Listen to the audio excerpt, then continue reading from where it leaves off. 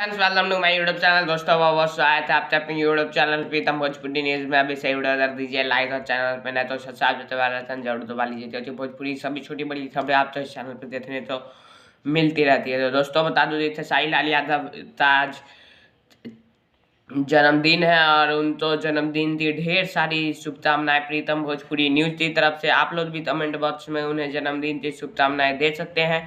और बता दूँ कि आप ऐसे ही दिन रात बढ़ते रहें। आप 3 नंबर में अभी वर्ल्ड में आ रहे हैं और आप 8 नंबर में आए, आपसे पीछे सब रहे।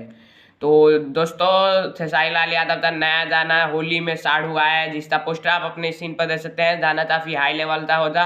प्यारे लाल तभी श्याम सुंदर और आज़ाद सिंह की हिट जोड़ी ने लिखा है और म्यूजिक दिया है सादर सिंह ने। जी हाँ दोस्तों, साजन मिश्रा जी ने म्यूजिक दिया है इस गाने में। सारे जमा हम भोजपुरी पर इसे कल 11 बजे इसका टीजर रिलीज होगा। जी हाँ दोस्तों, कल टीजर रिलीज होगा और ये सॉन्ग हिंदी है या भोजपुरी मिक्स है पता नहीं, लेकिन काफ़ी हाई लेवल होगा। सारे दामा हम भोजपुरी पर डायरेक्ट वीडियो आएगा कल, लेकिन कल संडे तो इसका टीजर आएगा। तो जय हिंद, जय भारत।